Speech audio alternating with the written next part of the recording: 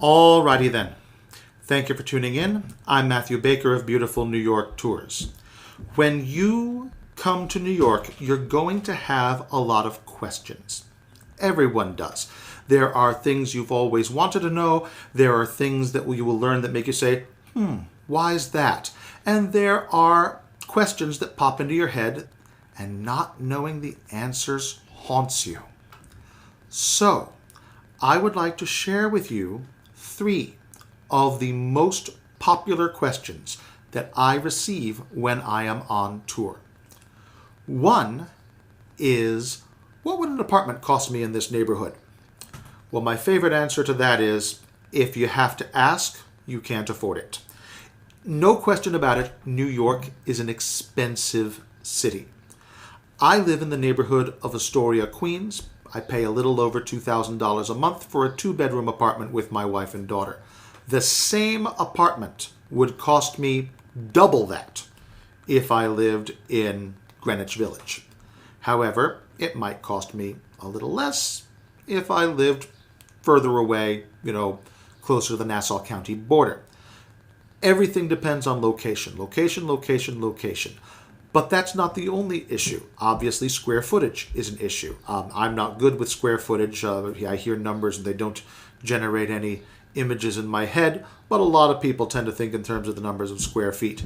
But certainly the number of bedrooms and also what floor you are on. I remember when I was house hunting essentially for the current apartment in which I live, one thing I noticed is we would go to these tall buildings that had views, and the rent would go up by anywhere between $50 and $100 a month, depending on how high your floor was. The better the view, the more expensive the apartment. Now, of course, back in the old days, the opposite was true. Before the elevator, the closer to the ground you were, the more expensive the apartment, because there was value in not having to schlep up 6 flights of stairs each day. So that's a way in which the world has changed. Now, probably the single most common question I receive is a poignant one. Where were you on 9/11? This is something absolutely everybody wants to know. I can't remember the last tour I gave where nobody asked. Well, I wasn't a tour guide yet in those days. I had an office job in Midtown, and I had a 10 o'clock start time, so I wound up never leaving my home. Now, that's something we can all identify with lately. None of us are leaving our homes, but in those days, it was a different situation. Now, the other thing is I was a newlywed on 9/11, back from my honeymoon 2 months to the day. Got back on July 11th. My wife works down by that site, by the World Trade Center, about 2 blocks from the World Trade Center. So she called me. I was getting ready to go to work, and she called me and said, I'm okay, but I'm having trouble getting out of the neighborhood. What do you mean you're okay? 2 planes just hit the World Trade Center. So I found out late. By the time I found out, it was already 2 planes. So for me, it was never an accident.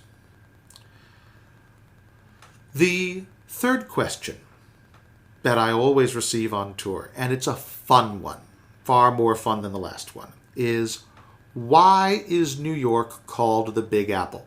And that is the question that was actually brought to me recently for the subject of a video, and I thought, well, there's no way I can stretch that answer out to 5 minutes, but we can make it part of a larger video about questions. So why is New York called the Big Apple? Well, you will read in a lot of places that it's a jazz term, and that's partly true, but as usual, it's not the whole story. It really began as a horse racing term. There's a whole network of horse racing tracks around New York City. And bear in mind, horse racing used to be a much, much bigger sport than it is today.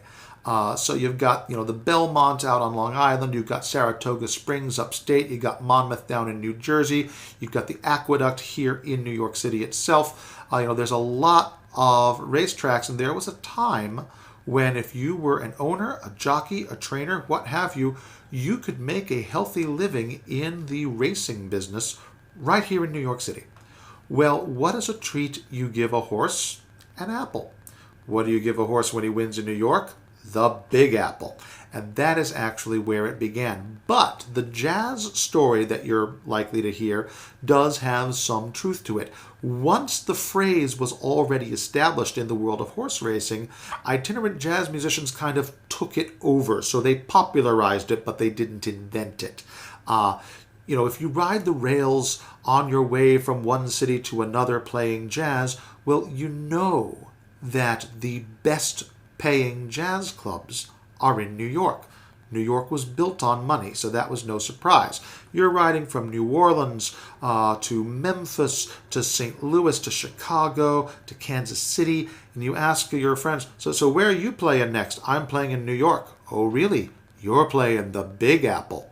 And that was what really popularized the saying, even though it didn't start there. Now, the Big Apple was not the first nickname that New York ever got. The first nickname that our city had was Gotham, and that came from Washington Irving and his book Dietrich Knickerbocker's History of New York, the first book ever referred to as a bestseller. So, for these and other questions answered, we hope you take a trip to New York as soon as it is safe to do so.